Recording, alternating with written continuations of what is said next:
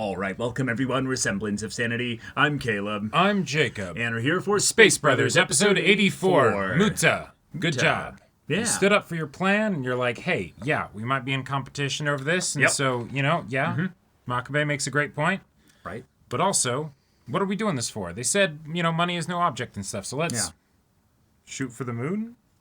Make other people's dreams a reality. Yeah, exactly. And if you miss, you'll land among the stars. Right, that whole thing. Yeah. But, this whole situation is just kind of tough to handle. Yeah, it's tense. In a lot of ways, nobody really wins out of this situation here. Nope. But so just make your best argument, do your best work you can, and hopefully this will turn out okay. Yeah, and also you petitioning for, what you're doing here actually is going to give at least some kind of merit to the rest of NASA and everybody. Right. This could be a way. Sharon's dream. Exactly. This could be an inadvertent pitch attempt for Sharon's whole telescope idea. Yeah. So, go for it. All right, y'all. Without further ado, let's get into this. Whoa! So oh, cool. Shit. That's awesome. Ooh. Never change. Enjoy. I want to start with that.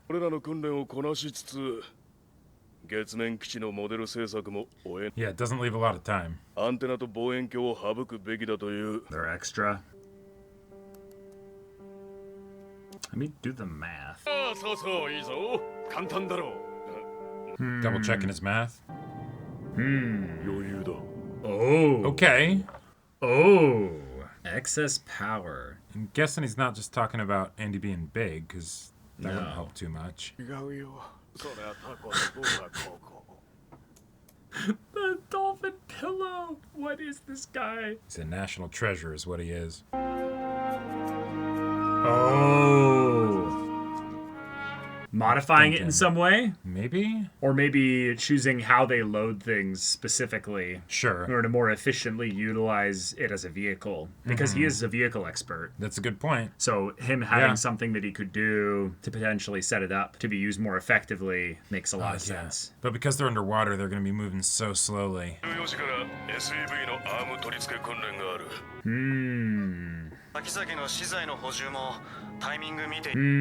These are all solutions he's probably already solved in some way. Maybe. Ooh. Kenji. Showa.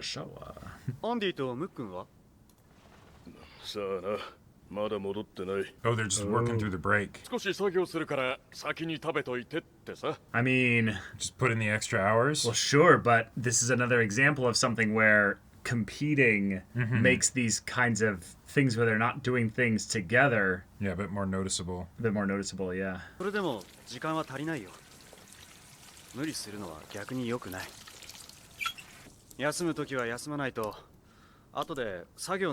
Yeah, and you still need to be learning stuff. Why? We're not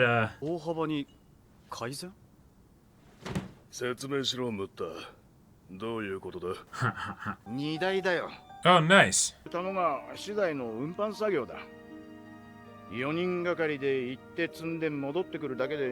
But if we put it on the SUV... Right, because it can handle the weight just fine. Wow. Now we got plenty of time. Never. Absolutely not. Oh shit. Cool. So they... Nice. Okay. Some of the instructors are like, God damn it. Okay.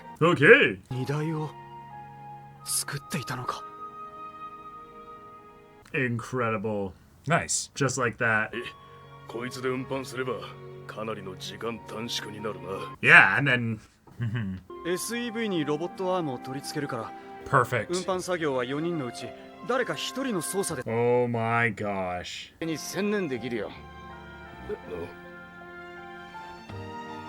Because he can do it. Oh! Yeah. That's right. That's so sweet. But I mean, he's here. Yeah. That's He's there to be at their disposal and help. Right, right. So, yeah, that's not cheating. That's not doing anything tricky. Needs to make sure that they're staying safe. これね It's a rocket. スーパンダマン Oh. 宇宙飛行士がねパワーアップした Oh. 離れたらいいねスーパンダマンに I think he hopes so too. が事実を告げてなかったらムッタから運搬時間削減のアイディアなんて出てなかった。 Yeah, most likely. そうかね。 Yeah, I don't know. 今日も資材の運搬頼むぜ Happy to help. Yeah. 運搬作業がないだけかなりこっちに集中できる。 Right, which is how it should be. ムックンは時間を作ろうと必死だったのに Yeah, you were focusing on it being a competition. なんでもやるよ。ちょっと待って Oh, what did he do? Oh. 確かにハミルトンならできるだろうけど Oh, bud. 支援の範囲がどこからどこまでだとか、 Whoa. そんな規定は特にない。 That is a good point to bring up, though, Makabe. You know, just... 違う意見を押し通せば自分が選ばれるとでも思っていたのか Having a devil's advocate can be good, though. I would say playing devil's advocate primarily does not serve anything in and of itself. It has to be devil's advocate for the sake of like a specific goal, you know? And the goal that he was doing was to get chosen. Right. So, no, there's no service in him playing devil's advocate, I would say, in that regard. Right. おーいおら From... Yeah, if they don't see inside his head, it makes sense. Oh, But he sure, knows. sure. Yeah. Yeah. It's interesting. I've always thought like the devil's advocate mindset is one that is incongruent with a lot of personalities. Like a lot of people Oh, yeah? just see it as pointless in general. Like there's just why not be collaborative? Like Sure. So, oh. hey. It's dumb, right? The competition thing is dumb. Right. 目が覚めたよ俺 Yeah. 分かってたけど大事なのは結局今だ Whoa. 今この訓練がどうやったら最高のもんになるかだけを考えることにした What will Yeah. happen will happen. 無理なことに挑戦してこうぜ Let's push this and stretch it to the, Yeah, to yeah. the most that we can. Become Supandaman. That's Yeah. right. スーパンダマン え I- スーパンダマンに なれ It る would take a really super guy to basically ignore the competition and just focus on doing the Exactly. impossible here. の輪っかでフラフープしてえ訓練とか無理してが Oh! Mm. Whoa! Wow, she said literally the exact words. Yeah. See, I thought it was like a metaphor, but no, Nope, actually, this is anime. We get the exact convenient words possible. Right. We can be right on the nose with it. She even, like, told you Yep. with a cape and everything. Yeah. その代わりに無理してね、 Wow. なんて言うようになった God, And if I, she if told I me had to a see the kid that was invisible. yelling at me, do the impossible every time I'd go to work or whatever, Oh, yeah. You'd I feel would- like a superhero. I would feel like Superman, yeah. He's gonna wake up, shake himself awake here. スーパンダマンは無理して頑張るんですパパも Okay, yeah. 深い無理 There's the full thing. Yeah. Gotta make sure that's locked into his system. おいどうしたケンジ急に Nothing anymore. ごめんちょっとね I need to wake up too. Yeah. 海で Get that little bit of nasty taste on your lips, a little bit of sting yeah. in your nose and your eyes. Yep. Just a tiny bit. 言われるよりも何倍もやる気になる言葉だ Wow. Sure. Yeah. お出た A Sea turtle! turtles. See the sea turtle. The sea turtle sees you. なんかいいことありそうだ Wonder what that good thing Oh, could be. maybe they're both gonna get selected. They just go so above and beyond. I mean, possibly. Like their base is Yeah. so ridiculously good. They're like, well, shit. You guys broke the Kobayashi Maru. Like, you- nobody does that. Several times over, you basically... Like, watch it be something where they come back and they're like, "Oh, that was such a great test you did of having us push everything around on the carts to see if we would use the rover." What? Huh? Sir, did we? Yeah. Everybody's been. Yeah, that's right. Good job. Good Yep, work. Yes, that's as right. intended. No one's ever seen. And do it because like that you before. understood that, you Yeah. get to both be considered. Yep. The next time NASA did Nemo training, all the rovers had, extra Racks platforms on for them, storage. yeah. And they're like, instead of 1/3 scale, we'll have it 1/2 scale. There we go. We want them to still actually feel pressured for time, The safety supervisor may not participate in. All right. Okay. Muta with the clever out-of-the-box thinking. Yep. I like that as a solution to this Wow. problem, where it's Yeah. hey, no, we don't have the time to do all of that stuff. Inspirational speech and all that, that's great, but this is what we're dealing with. Shit. Well, thankfully, Muta has an eye for inefficiencies and things that aren't quite right. Right. And it's there we not go. just an inefficiency, it's a thing that will never be replicated in an actual mission. You will never be pushing a cart on the moon, so why are we considering that training Yep. here? That's Is the dumb. curriculum dumb, or is it something of an obvious thing that only specific people will actually notice and do something about? Yep. Now, I think the idea of them having the carts to begin with might have been just to make sure that they had something for somebody to do, just in case there was no other Yeah. point there. But it does show the capacity for someone to basically look at a situation or a problem and go, okay, but just because this is what's happening within the bounds of our deal here doesn't mean we have to Do it work that way. work with these variables or not add in any other variables. Right. And one of the reasons that I love this as a thing that still works this late in the training is because, on the one hand, this is a test run by NASA. Yeah. A lot of very smart people.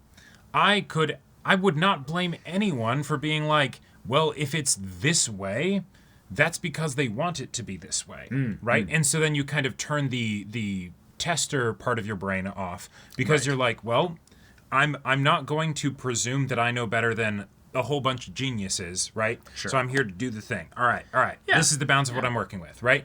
But the exact kind of thing where they would want someone to be able to, think outside Innovate. the box Yeah. and innovate is in those situations where someone might turn that part of their brain off and be like, well, there's a bunch of smart people taking care of it. And then, oh, hey, it goes unnoticed. Oh, hey, someone drives off a cliff. It's right? Hibito deciding to not go where he's supposed to go with regards Exactly. to training. Right. Because he's trying to do already a thing that he's not supposed to do, which is Right. save both of their lives.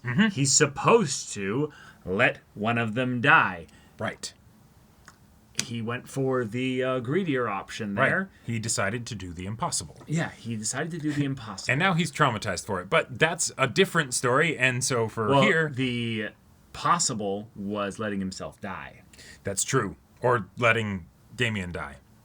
I mean, Yeah. no, it was Because originally it was that Damien was in the bad situation, and before he had the whole deal and fell because he tried to save Damien, that's when it got really bad for him. right. So So yeah, he would have left Damien to die. That's yeah, right. and so okay, yeah, good job, the Muta. impossible here means that you look at this as a situation for, okay, we have a limited amount of time, a limited amount of resources, but a very specific goal. Right. So we're going to make our goal no matter what. We've got that locked down. Yep. But what about making it as flashy as possible, making it as ambitious as possible? Okay, we're limited by time, we're limited by manpower. Oh, wait, Yep. Are we limited by manpower? Hang on. How much are we limited by manpower? Hamilton. Yeah? You What? really like looking at the fish, but other than that, Yeah. you're bored as hell, Yeah, aren't you? you're going to stay in here, right? Okay, so you could handle the remote side of things if and only if no other personnel were needed to basically run things on the SEV itself. Oh, but if we have a robotic arm, then it can Interesting. do the unloading part as well. oh shit. Isn't that fascinating? That means we could save so much time. And then he just did the just basic math. Well, there was probably some complex math. Sure, there you as know, and well. then he's like, hey, Andy, check this out. One, can you help me build this? But two, like, look at the efficiency gain. this works, right? And it's like, Look yeah, at the time that does. we save. Yep. And we don't know how effective multiplicatively, not linearly, adding more people to construction is. Because there's probably some efficiency drop-off after a certain number of people get brought to a thing. Yep. But there's probably an initial, very incredible multiplicative spike for those first 1 to 2 extra people. Oh, yeah, just the difference of, like, one person trying to put sheets on a bed versus 2 people, right? It's a huge difference. Right, but the difference between 1 to 2 or 3, because usually it's the thing where, adding the 1 is linear. It's a flat number. It doesn't change anything other than just, okay, that's the value. But once you add the third person into it, then you could see the multiplicative aspects of where you add 1 that goes from 3 to 6 or something, but then it goes from 6 to 10. So that second person, because they're working in tandem with both the other people, it's exponential increase. It actually... Right. And that's on top of just shaving all the time off of transporting the materials, which that is just the idea that, we do a load and it takes 2 hours is ridiculous. But that's all 4 of them. But that's all 4 of them, right? Yeah. And so the idea that you could just have one person driving the that's vehicle. not one of them 4. Yeah, doing exactly. all that. Doing that while they then just, keep working on the actual construction. So you've got an extra person going from 4 to 5. Great, and however, that affects things, right? It doesn't have to be linear. Right. And then on top of that, just you got a fat lump sum of time back. Yeah. The other thing that this kind of reminds me of is that they're in this training environment to basically get used to a simulated form of low gravity. Right. Right? Now, it's not actually that, but in terms of what they're training properly, it's them doing basically manual labor in a pseudo-moon-like environment. Sure. But the actual strategic mental training here being something that's just deciding what goes into the base, Yeah. like, how do you quantify the value of that against anybody else's base? Yeah, that'll be a lot more difficult. Well, it's something that would be a lot more subjective. It would not be something that works You as can't much just in put it on a spreadsheet, Right. Yeah. But the idea that objectively you end up creatively redefining the work that they're even doing, like the idea that, none of us wasted time moving loads around. That might have more value than the actual physical prowess that you show when constructing the base. Oh, yeah. Just the idea of like, do you know how much it would cost to send like this much extra weight up to the moon? That, but like, do you know how much your time is effectively worth while you're on the moon? Yeah. Right? Because we're only able to do this, like even if it's some crazy long mission, like 3 months or something. Sure. Right? Okay, cool. And you're able to be out there for this much time, or this much in your oxygen tank, or, whatever, however it goes. Yeah. And then, so take the cost of the entire mission, divide it up into those number of hours, and Right. Those are expensive hours. Those are very expensive hours. So, yeah, the idea of being able to move efficiently. But also telling the NASA and everybody, basically, hey, we think efficiently to the point where if we saw some potential inefficiencies in what you're doing here, and we were able to prove it to our teammates and stuff, We'd adjust. And also, like, we would adjust in a kind of a team-based way. Like, you wouldn't have people going, well, yeah, it might work on the numbers there, but NASA says, we should do it this way. And it's like, Oh, yeah. And no, we did our due diligence there. We'd have the confidence to actually own the decision and stick to it as a team. And I will just say, comparing apples to apples. Yes. If I was the people at NASA, and I was like, okay, these two teams both built the exact same, like moon base or whatever. Sure. And same time, whatever.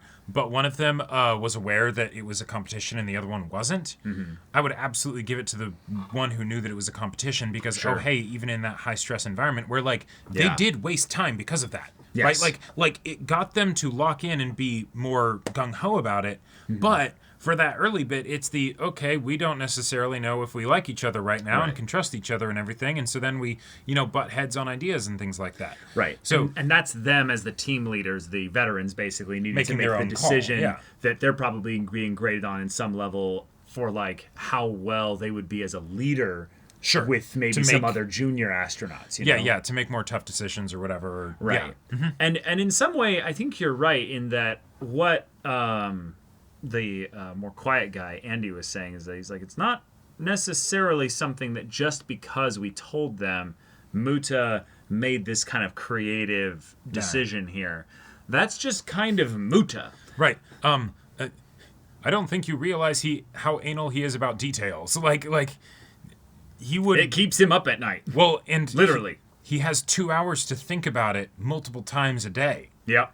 Like, Yep. you would absolutely be like, why the fuck am I here doing this? like I am one of the most highly trained people out there. I'm This is pushing a waste a of time. cart Yeah. for the super special training. Right. There is actually something to be said. I don't remember what the exact quote is, but if you want to find your the most- inefficiencies, Get the laziest get the person laziest to manage person it. you know to manage it, Yeah. or do it, because they'll immediately find the least amount of work needed to do the thing. right, exactly. Yeah. And while you might not get the most glowing results necessarily, You'll find the easiest way to do it. if you give them a task that you're not wanting above and beyond performance on, you're just wanting to make sure it gets done as fast as possible, Sure. then you literally put them on it and they'll go, yeah, I saved 5 minutes here, I saved 10 minutes here, I saved 2 minutes here. Right. Okay, that's 17 minutes. I spent 2 hours thinking about how I could shave off 5 minutes. Right? Like, Well, right. But that's why you have that time that they spend thinking Yeah. about the ways to improve it, not Yep. be counted against the time itself. Exactly. Because again, that time is irrelevant. It's more Yeah. the, hey, when you go to do this here, show me basically Mm-hmm. a spec on like, okay, this is how much we can do this in. And pretty much every organization in the world values time more than almost anything else other than maybe, Right. money. but if you can shave off materials as well, great. Like if oh gosh, yeah, know. yeah. yeah. Yeah, that all contributes as well. And then also just the idea of automation. Sure. Basically that's what Hamilton is we're basically automating off of our team Yep. the transport aspect, which I think that in some ways that's something that seems like some teams will figure out more yes. so than others. Because I want to bring up another angle of this here. The people on support are unique, different people. If they were actually mean to Hamilton with regards to his annoying fish commentary, Sure. Hamilton might be less likely to do this here. Well, but and- because they entertain his fish, absolutely. obsession, then they're like, oh, wait, Hamilton, if we asked you to do this as a favor, would that be okay? And he's like, yeah, daijoubu, like... Oh, and you could also just be less lucky and not have a Hamilton, right? True. Where the person's just like, no, I'm here to do my job. I'm going to make sure that you guys are being safe. And so, that's what I'm going to be doing. And I'm not going to be doing literally anything else. Sure. Now, that could be something where, in general, the people there they're the kind of people that like being the supports, you know?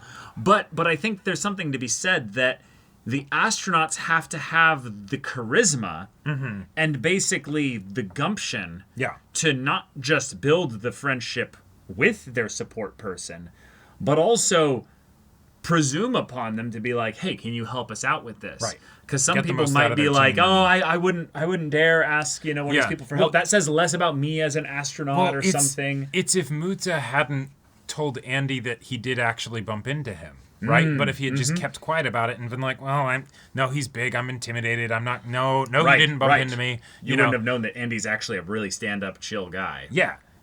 You And just this made whole- assumptions and stuff. Right, this Which- whole thing would have gone way worse. Right. And also, that's another example of something where if you're going to be an astronaut, you can't make those kinds of anti-collaborative assumptions by being like, oh, this person did a thing that offended me, and so now I'm not going to engage with them in a collaborative manner or try to build a relationship with them in some way. And as far as like the whole idea of NASA like handpicking the people to be working together and all Sure. that stuff, I absolutely would see why they'd want someone like Andy to be in the group, so Yes. that way, if someone is like that, if They they get are that weeded bit out petty, fast. they quietly and quickly do not go on missions. Right, You know? and that could be another example of where having this be a very clear, no, one is getting picked and one isn't, is that they have so many people. They're all probably just fine. Oh yeah, most of But- the things we're talking about have probably been weeded out 2 or 3 Right. tiers beforehand. For sure. Yeah. But you make an interesting point that if they get weeded out in that regard, they could then be thrown to the very bottom of the list of current astronauts that are needed for missions. And then you do end up in an unfortunate, maybe Andy-like situations where they're like, I wonder why I'm never getting brought on missions, even though I've done all the training here. Yep. It's like, well, you kind of flagged the bad at social stuff thing on this mission here. And so, yeah, you're great at all these other things. If we need you, we'll call on But you. if we need an antisocial astronaut, we got bold. we You know? got plenty of those. Like right. If we need one of these nerds to be antisocial, we have That's plenty of supply. right. There's no issues in that regard. Yeah. But even the antisocial ones know how to be a teammate. Right. Hence the one guy from the JAXA training that didn't make it. Right. Right. Yeah. But cool. I like yeah. this. This is It's a very straightforward episode, but it had some really fun twists in the way that Muta's Yes. clever thinking was also revealed rather quickly, which I do like. Because in general, Space Brothers pacing has suffered a lot in the last 24 episodes or And- so. But now that we've moved away from complete and total overridden with recap stuff at the beginning, we're now seeing a little bit more of that extra recap thrown into literally 5 seconds after the scene happens. Yeah. Which is okay. All right. that's Yeah. the only negative about this episode. It's just they gotta listen. cool it with that. Listen, I love what this they is a great did episode, by with. the by. Oh yeah, absolutely. I love what they did with Kenji's daughter and I the loved it do the too. impossible and all that stuff. Yes, I absolutely believe that if I had a daughter and she said that to me, I would be thinking about it All the time. on an obsessive level. That Repeat looping, Yeah, yep. exactly. So the thing being replayed so many times. I get it, But that's an excuse. but that's an excuse. Yeah. And also, we, the audience, we understand the first time with all this awesome music, how important it is to him. We don't need to see it, 4 or 5 times.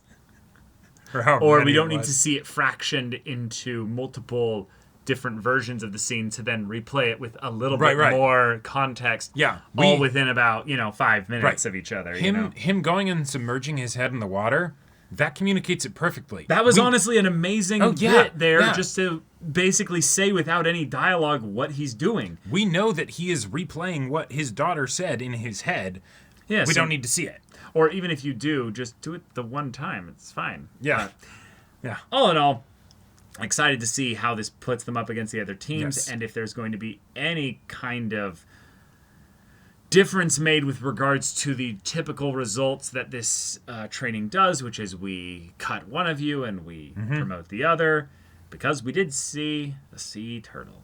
So That's right. maybe we'll get some good luck Yep. in that regard. And I do appreciate that the things that Muta comes up with, I'm able to track with. Yes. And also feel like They're feel reasonable things for him to come up with. They're too. reasonable things for him to come up with. It doesn't make the rest of NASA feel dumb or anything, but also it's not something that's so hyper specific Right. and technical that I don't get it. Yeah, I think this one borders on the line of making NASA look dumb. Sure. Just yeah. a little bit. Okay, yeah, no good I point. don't understand the carts being there Well, okay.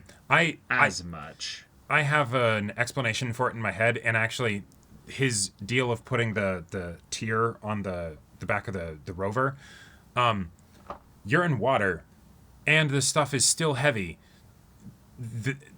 That'd have to be really sturdy stuff in order to actually pull it through water when it's already heavy, when it's Yeah, but potentially going quickly. No, I know, but they're all tied together, as you can see here.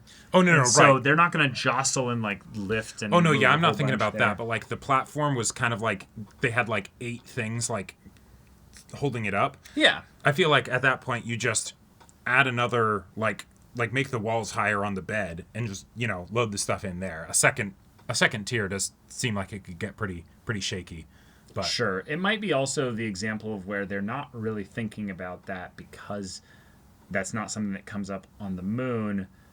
it's something for specifically there being an issue with being underwater. Sure. But then...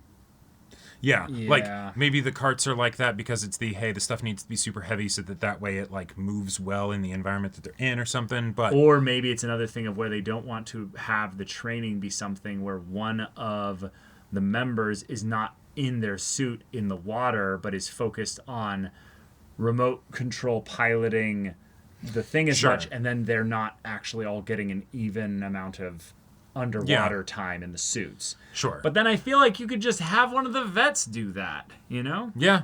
So I think my explanation with that is pretty decent, but yeah, it's just left open enough to where it makes me think.